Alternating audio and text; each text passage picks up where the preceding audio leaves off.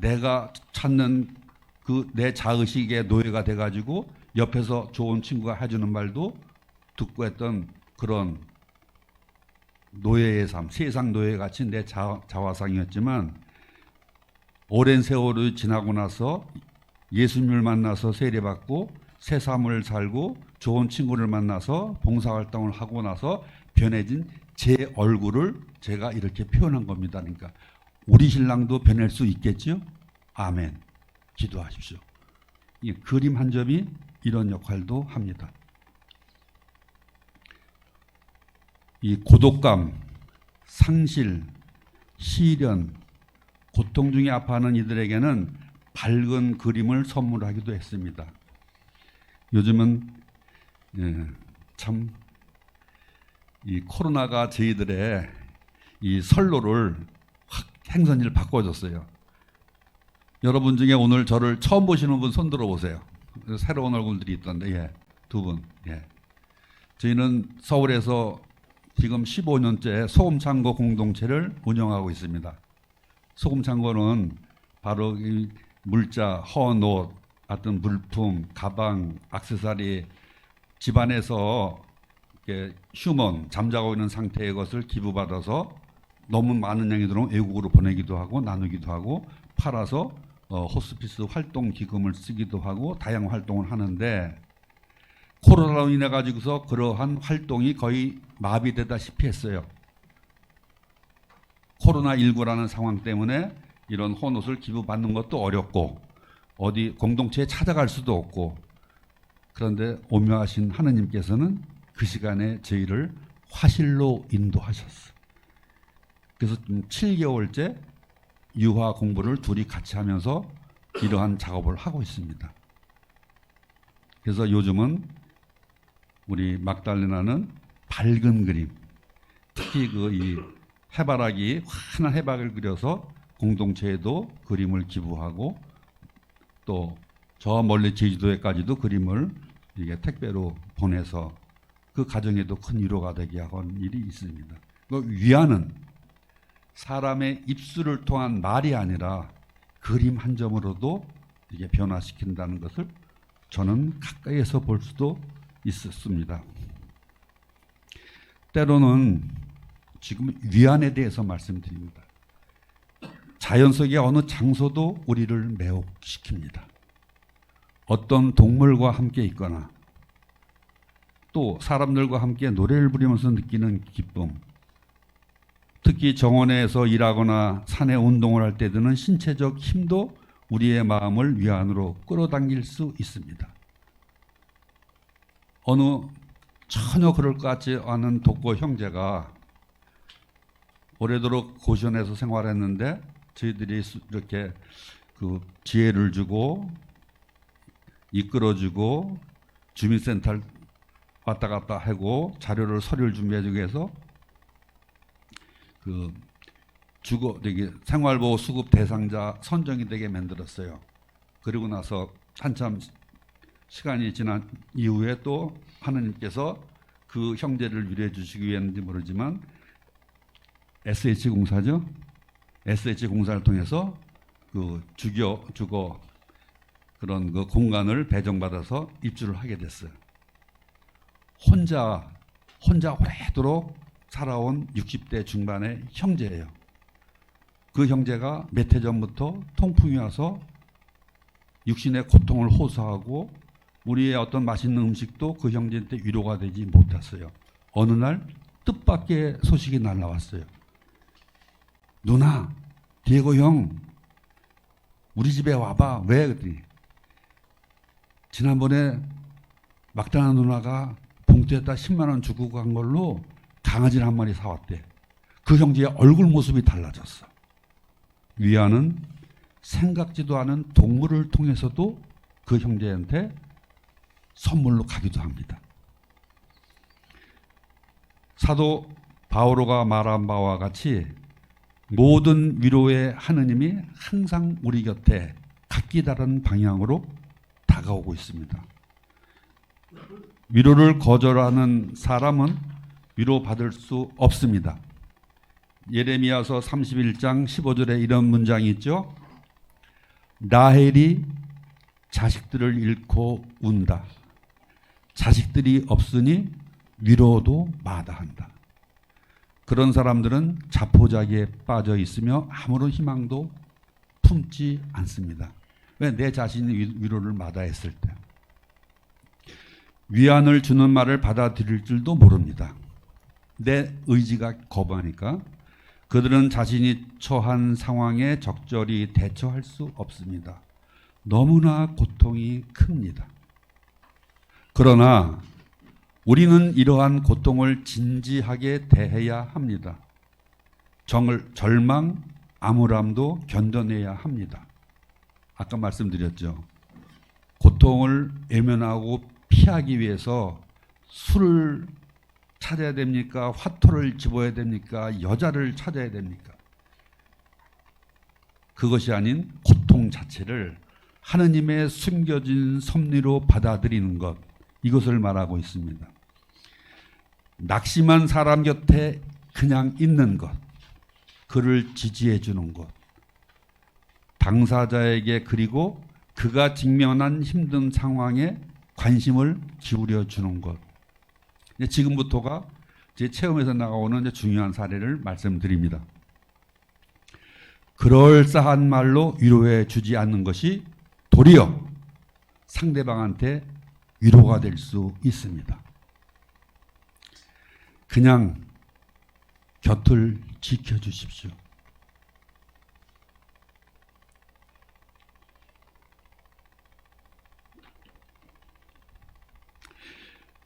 저는 호스피스 봉사자입니다. 서울 삼성동에 있는 강남 시립병원 시절부터 2002년도 2월입니다. 지금까지 20여 년 그 호스피스 봉사 활동을 하면서 많은 말을 듣고 보고 직접 체험했습니다. 리조 단원들 뭐 등등 이 병원 봉사자들, 교회 봉사자, 사찰 봉사자 등등 시립병원이니까 많습니다. 특히 천주교안에서 보겠습니다. 이런 말들 많이 합니다. 어쩌면 예전엔 나도 했고 여러분도 했을 수 있어요. 자식을 잃었어. 엄마한테 하는 말이야. 아이고 자매님 어떻게 그래 이것도 다 하느님의 뜻이야. 이겨내. 이런 사람도 있어. 자매님 딸은 먼저 간 것뿐이야. 우리도 다 가는 것뿐이야. 울지마 울지마. 자매님 그래도 알아. 자매님이 이렇게 고통스럽게 식당에 들어가는 게 안쓰럽다고 딸이 하늘나라 먼저 가서 수호천사가 됐을 거야. 이런 말이 위로가 되겠습니까? 어떤 형제는 자매님 인생사 세용지마예요. 또 합니까? 딸의 고통을 통해서 좋은 일이 있을지 다 부지런지십니다. 모든 고통은 우리를 뒤흔들 수 있지만 위로는 고통보다 더 설득력 있고 더 우세하며 진실합니다. 바른 위로, 하늘로부터 오는 위로를 얘기합니다. 낙심한 사람에게는 먼저 아무 말도 하지 말고 그저 어떤 말이건 그냥 경청해 주는 사람이 필요합니다. 바로 저는 이러한 사람이 진실한 위로자라고 생각합니다. 상대방에게 현명한 조언을 내가 해 주어야 한다고 자신을 압박하지 맙시다. 그저 말없이 그 곁에 머물며 그의 불안정한 상태, 그가 하는 의미 없는 말도 대꾸 없이 견디어 줍니다. 상대방이 충분히 이해했다고 여기면 상대방이 내가 다가가는데 몇십 분 동안 그가 충분히 얘기를 털어놨다고 여기면은 그는 잠시 멈칫하고 자기가 퍼붓던 얘기를 내가 들었어요. 말도 안 되는 얘기를 다 해. 어? 하나님은 살아있는 거야. 한 거야. 왜 나 같은 사람한테 막 말도 안 되는 얘기를 퍼붓기도 하고 엉뚱한 말을 하기도 합니다. 실성한 사람이 무슨 말을 못하겠어요. 자식이 먼저 가고 가슴에 묻었는데 무슨 말을 못하겠어요. 이해할 수 없는 말, 앞뒤가 않는 말, 그게 아니고 논리적으로 위로해 줄 필요가 없습니다. 그냥 받아들입니다. 그리고 나서 잠시 그도 지쳐서 할 때가 있습니다. 그때 진정한 위로주는 이 말을 하는 겁니다. 자매님, 지금 무엇이 필요하세요? 아니면 내가 자매님한테 도움이 될 수 있을까요? 제가 무엇을 해주면 좋을까요? 내가 뭐를 해주겠다고 하는 것이 아니라 상대방이 뭐가 필요한지를 물어보는 것. 아주 단순하고 쉬운 사례입니다. 저는 그 당시에 7년 전에 담배를 끊었습니다. 2년 동안. 아산병원 영안실 앞에서 연도하고 나오는데 그 주거니에 남편도 아니고 시동생이 담배를 한쪽 담장 옆에서 꾸벅꾸벅 태고 있는 거예요. 줄담배를. 옆에 가만히 앉아 있었어. 그래서 또 힐끗파. 저는 호수입 동사니까 알죠. 형제님, 저도 그 담배 한다 줘보쇼. 마시는 담배 혼자 태지 말고 나한테 담배 끊었잖아요, 회장님. 그러니까 아니야, 오늘은 태고 싶어. 담배 한 대 같이 태. 주는 담배 이왕이면은 나는 다 있는데 난 불만 없어. 불도 붙여줬어요. 그 형제가 나중에 말했어요. 집안에서 자기가 형수한테 너무 큰 잘못을 했는데 아무도 자기를 사람 취급하지 않는데 회장님 한 분이 다가와서 자기 곁에 앉아 있었다 이거예요. 나중에지. 나 그때 2년 동안 끊었던 담배 당신 태 못해서 지금 담배 태. 이번에 빚 갚게 내 담배 태봐. 그 형제에는 그 담배 한 대 같이 태준 것이 큰 위로가 됐다고 고백을 했습니다. 또 어느 그 말기암 환우의 장례식을 멀리까지 따라갔을 때 그때는 화장이 아니라 매장을 했어요. 어느 한쪽 여름에 숲속 그늘 옆에 앉아가지고 훌쩍훌쩍 눈은 또 이 형제를 봤어요. 그 집안에 뭐 몇째 아들이라고 하는데 좀 망나니로 했었는가 봐. 아무도 눈길을 안 줘. 저는 검은 양복을 입고 검은 넥타이를 맸으니까 알죠. 돌아가신 분의 자녀라는 것은. 제가 한 건 아무것도 없어요. 성당 연령이 다 하니까 저는 그냥 따라간 것뿐이야. 호스피스 봉사했던 환자니까. 종이컵에 믹스커피 한 잔 타가지고 슬그머니 갖다가 쥐어주고 옆에 쭈그리고 앉고 있었어. 묻지도 않았어. 그 친구가 자기 지난 날을 얘기하면서 이럴 줄 알았다라면, 이럴 줄 알았다면, 그때 이렇게 했을 걸. 아들로서의 그런 신세 한탄을 나한테 털어놓는 거예요. 나는 이것이 예수님이 말씀하시는 그가 원하는 대로 해 주어라. 이것이 참 위로가 아닌가 생각을 합니다. 위로는 그 사람 입장에서 그가 바라는 그대로 해주는 것입니다. 저희가 호스피스 할 때 80이 넘은 할머니가 1인 부잣집이에요. 1인 병실에 누워있는데 근데 6인병 처음 만났구나 처음에는. 근데 다른 환자들 할 때 보면 알잖아요. 천주교 형제라는 것을. 왜? 늘 성호를 긋고 기도하고 하면서 그 할머니 차례가 할머니한테 가서 기도를 안 해. 왜? 그 할머니는 제가 아니까 불심이 깊은 할머니예요. 항상 그 옆에는 며느리하고 아들이 있었어. 절까지 지어서 시주했을 정도의 신심이 깊은 불자 할머니야. 80이 넘은 분이야. 그 할머니한테 찾아가서 내가 불신 지옥 예수 천당 하면 되겠습니까?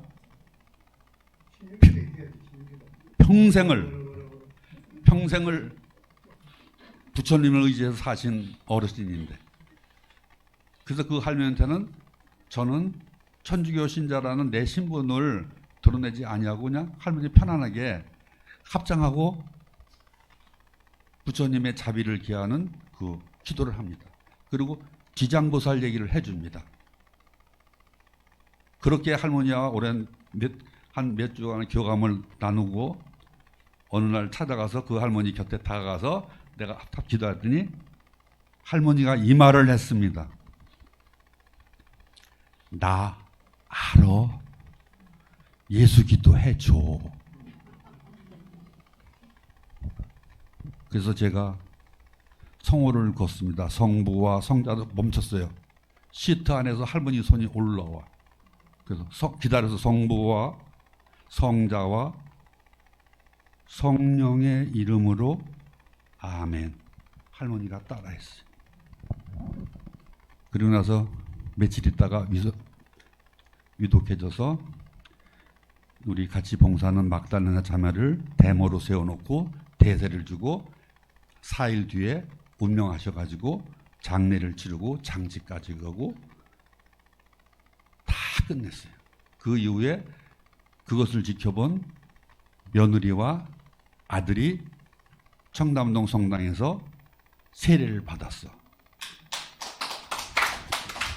제가 아들의 대부가 되고 며느리가 막달레나의 대녀가 됐어. 특별한 대모와 나는 같이 살아. 그 대모는 시어머니도 대모고 며느리도 대모야.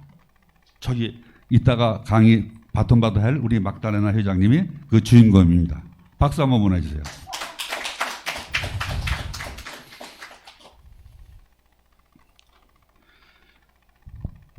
여러분, 어떠한 상황에 처했을 때, 특히 내가 안타까워서 충고해주고 싶을 때, 선교하고픈 열망에 예수님 얘기를 막 해주고 싶을 때, 내게 그 사람이 거짓말했다고 화를 쏟아내며 내가 분노하고 싶을 때, 그 친구가 나한테 나를 속였어. 누구한테 들었어.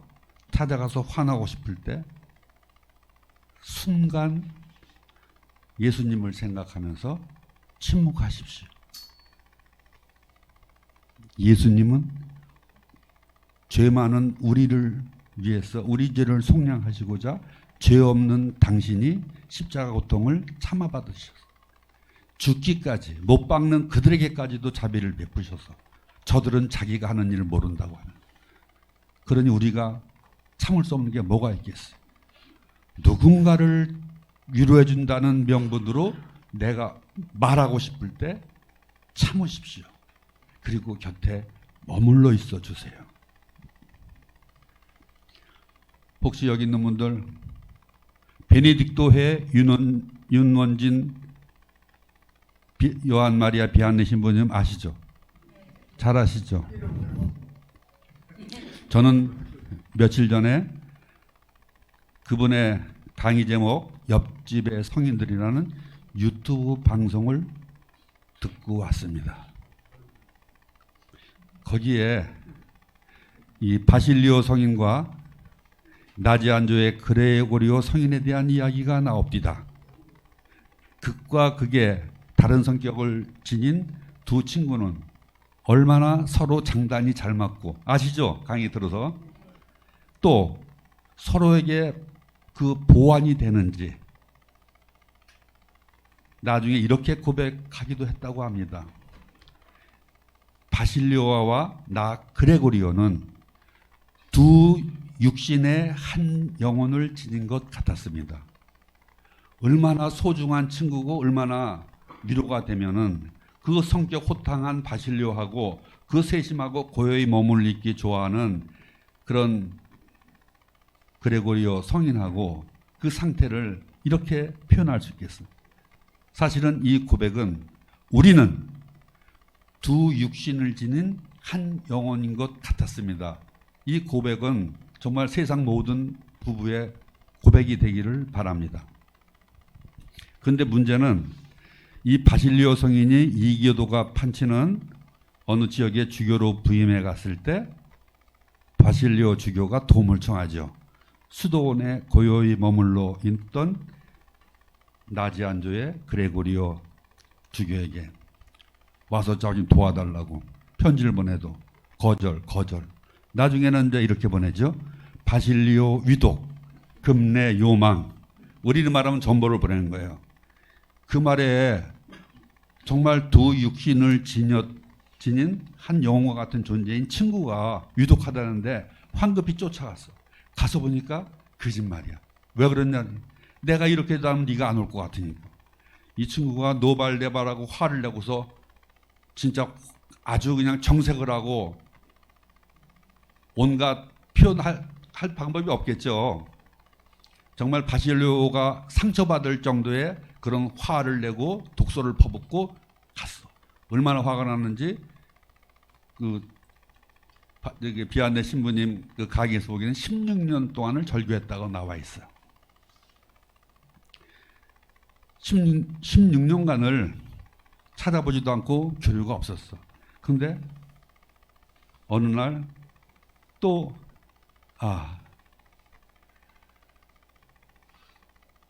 편지가 왔어. 바실리오 곧 임종, 속히 오시기 바랍니다. 그래서 이 친구가 마음을 이제 돌려가지고 한번 좀 하는 차이에 이 편지를 받고서 그럼 그렇지 제 버릇 뭐 주나? 그래가지고 또 무시했어. 그러고 나는데 며칠 후에 수도원에서 편지가 왔어. 바실리오 주기요 장례 미사 몇 월 며칠 어디. 그래 깜짝 놀랐. 그리고 성인이 가게 되죠. 그 바실리오 성인의 장례 미사의 주례를 친구인 그레고리오 성인이 집전했다고 합니다. 그는 그 친구의 장례식 강론에서 이렇게 요약해서 이런 말을 했어요. 저는 한 번 속았다가 2번 미워했고 3번을 후회했습니다. 그렇죠. 그죠? 강의 내용을 보게 되면 그 이유를 알겠죠. 그리고 나서 나지안조의 그레고리오 성인은 장례가 끝나고 묵상 중에 이렇게 생각을 했대요. 그분께서 침묵하고 계실 때 나 또한 침묵했을 걸. 친구는 떠나보냈지만 그 말도 안 되는 장난꾸러기 그렇게 유머도 많고 자기를 골탕 먹이고 한 그 바실료를 주님도 참아주셨는데 내가 뭐라고 그렇게 퍼붓고 이 옹졸한 내가 16년 동안 절규하고 그런 후회를 하면서 이런 스스로의 고백을 한 것이에요. 그분께서 침묵하고 계실 때 나 또한 침묵할 걸. 아까 그러한 그럴싸한 말로 위로해주지 말라고 하는 것. 차라리 말 없이 곁에 그냥 있는 것이 진정한 위로라고 말씀드렸습니다. 그러나 우리 사랑은 절망을 변화시킬 수 있습니다.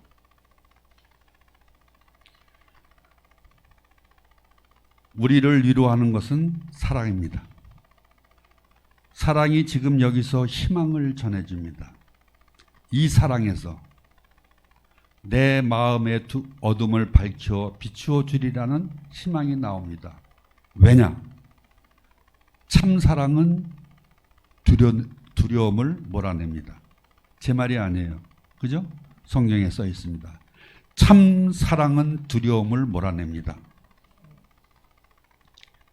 이 사랑에서 내 마음의 어둠을 밝게 비추어 주리라는 희망이 나옵니다. 모든 것에도 불구하고 모든 게 무의미한 가운데에서도 우리는 의미를 찾아냅니다. 2발을 딛고 선 땅을 앗아가는 슬픔 가운데에서도 다시 견고한 발판을 감지합니다.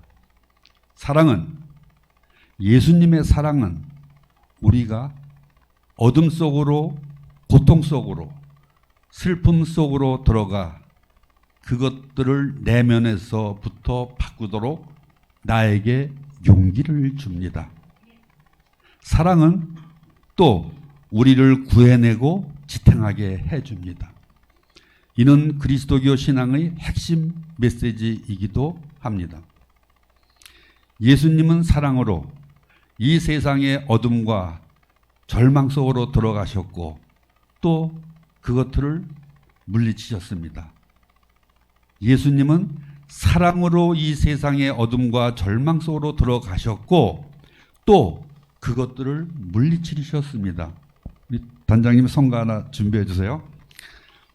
지옥은 사람들이 더는 사랑할 수 없기 때문에 받는 고통입니다. 누구든지 보십시오. 저부터도 그렇습니다. 내가 불안해, 내가 뭔가 불편해, 내가 뭔가 기쁨이 없어. 이것은 답은 분명합니다. 내게 사랑이 없기 때문입니다. 내가 행복하지 않은 이유는 다른 데 있는 것이 아닙니다. 내게 사랑이 없기 때문입니다. 모든 것을 용서하고 받아들일 때, 미워하고 증오하는 마음을 멀리하고 모든 일을 용서하고 받아들이고 배려하고 했을 때는 내 안에 사랑이 있기 때문에 내가 비록 당했어도 나는 기쁨을 잃지 않습니다. 의 위대한 신학자 토마스 아퀴나스 성인은 38가지 질문이라는 글에서 7가지의 위안을 기술했습니다. 첫 번째, 즐거움이 주는 위안, 눈물을 해방시키는 힘, 친구들의 따뜻한 동정, 진리 바라보기, 잠, 목욕, 기도. 여러 가지 위안의 38가지 요소 중에서 7가지를 요약했어요. 거기에서 이 즐거움이 주는 위안에는 저는 이렇게 저를 대비시켜 봤어요.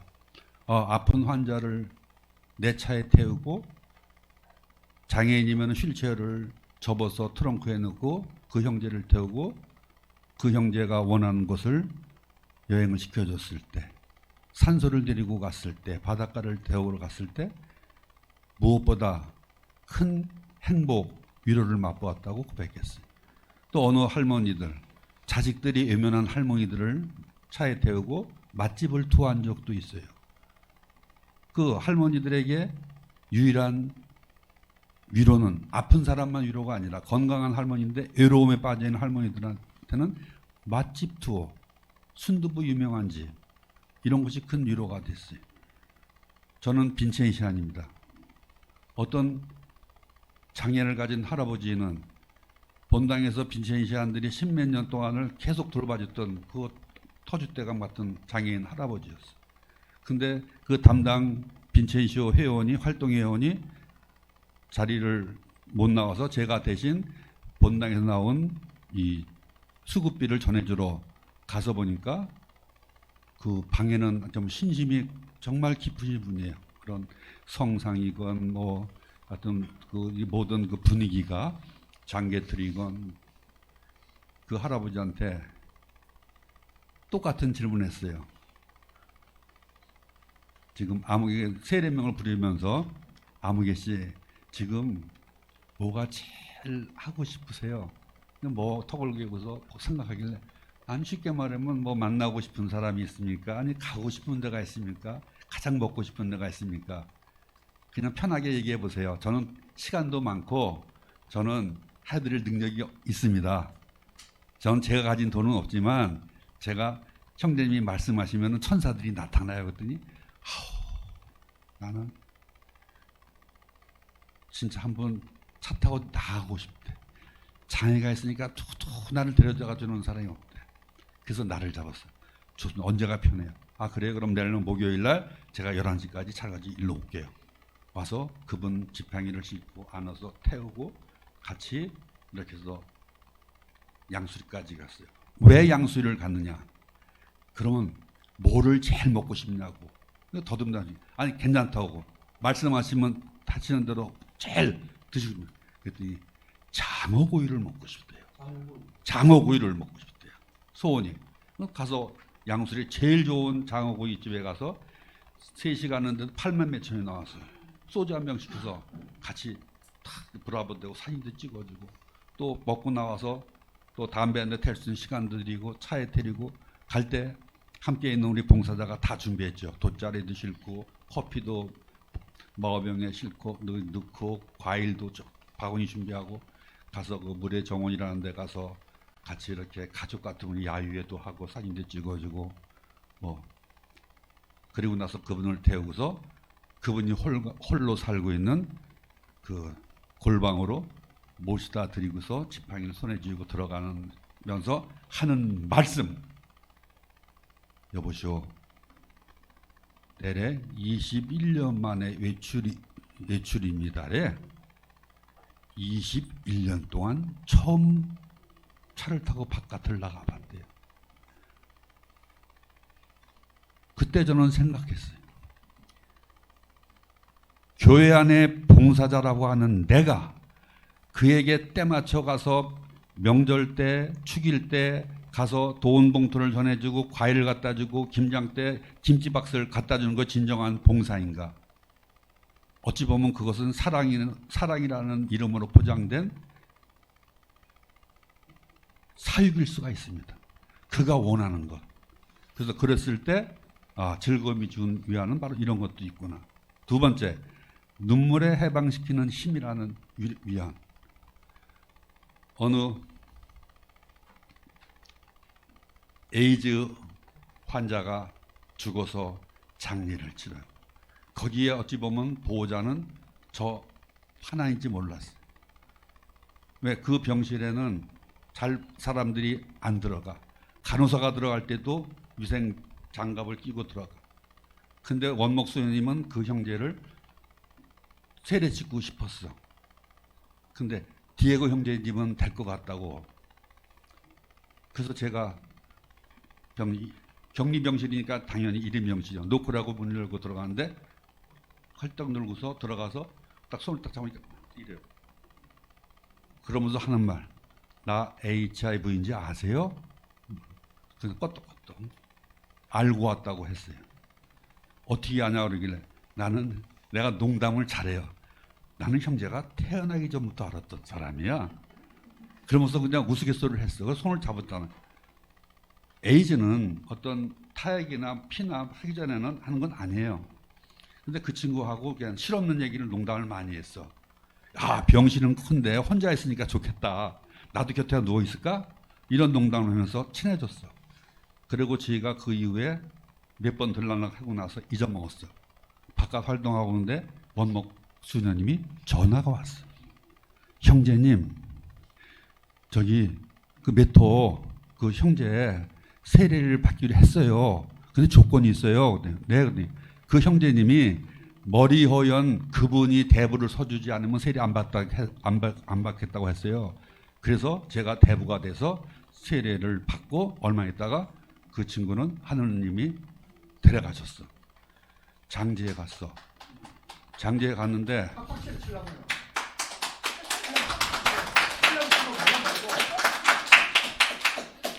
그래서 세례를 받았죠. 그 집안이 어머니도 그렇고 다 이렇게 천주교 신자였어. 누나도 그렇고 매형도 그렇고. 에이즈라고 했을 때는 가족들이 다 벽을 치고 있었지만 부고를 듣고서는 다 함께 하는 거예요. 그래가지고 장례식장에서 장례를 치르고 화구에 들어가는데 화구에 시신을 밀어넣고 관망실에서 영정을 놓고서 엄마가 통곡을 해. 저는 이제 호스피스방 따라갔죠. 성당 연령에서 집전을 하고 울고 있는데 점잖은 연령 회장님이 자매님 잠깐 울음 그치세요. 우리 저기 연도해야 되니까. 그 소리를 듣는 순간 나도 모르게 막았었어요. 회장님, 아들이 죽었는데 엄마가 지금 울지 않으면 언제 합니까? 이 엄마한테 울 수 있는 자유도 없어요? 회장님, 그렇게 기도가 중요합니까? 연도가 중요합니까? 제 생각은 아닌 것 같아요. 이 어머니 울음 그칠 때까지 기도보다 이게 더 엄마 마음에는 좋은 배려라고 생각을 합니다. 기도는 제가 나중에 연도 바치겠습니다. 우선 시간을 주세요. 뭐 이런 과정을 끝나고 나는데 어느 순간 누가 뒤에 톡톡 쳐요. 따라가 어느 형제예요. 저한테 하는 말, 회장님 감사합니다. 왜요? 제가 결심했습니다.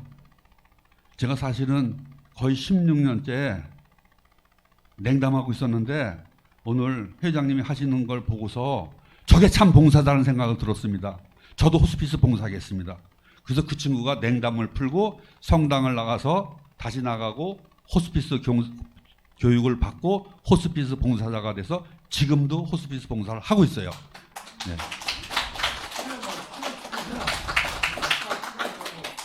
이게 눈물이 해방시키는 힘이고 좀 시간이 다 돼서 그러면 제가 다른 건 생략하고 제 비와 저도 위로받고 싶어서 세례받기 전 얘기입니다.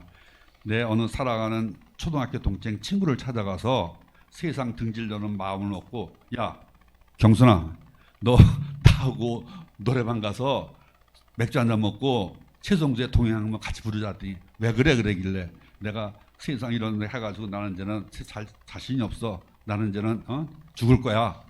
그 친구가 하는 말, 너 죽을 용기로 살으라 하면서 근데 왜 동행을 부르고 싶니? 그래서 제가 말했어요. 누가 나와 함께 울어줄 사람 있나요? 내가 세상에서 망하고 내가 가장 가난하고 빚에 피해 다니고 하니까 모든 사람이 나를 다 친척들도 내가 전화하면 애면해 돈 빌려달랄까 봐서 친구들도 다 왜? 짜증나지. 아무 도움이 못 되잖아요. 누구한테도 위로받을 수가 없을 때 그래도 나를 가장 받아주고 나를 저울에 달지 않고 항상 받아주는 유일한 친구가 있었어요. 그 여자친구를 찾아서 그대로 얘기한 거예요. 왜? 누가 나와 함께 같이 울어줄 사람 있나요? 누가 내게 따뜻한 동행이 될까? 이 노래를 같이 부르고서 나는 세상을 마감하고 싶었어. 그런데 주님께서는 그 여인을 통해서 오늘 제가 이 자리에 서서 위로받은 가기를 했습니다. 성모 울타리 1회 우리 밀빵 보고 계십니다. 이 빵이 참 빵 잘 만들어요.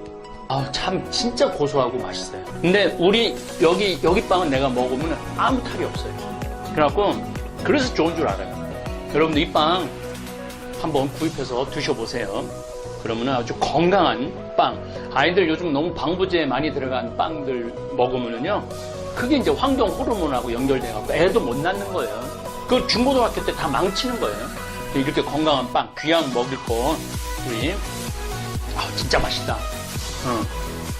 여러분들, 1회 우리 밀, 전화번호 밑으로 나갈 겁니다. 전화하셔갖고 택배 주문하시면은, 그리고 이거는 받자마자 바로 드셔야 돼요. 왜냐면 한 2, 3일 지나고 나면 바로 곰팡이 나요. 냉장고에 넣으면 또 한 2, 3일은 또 되더라고. 냉동실에.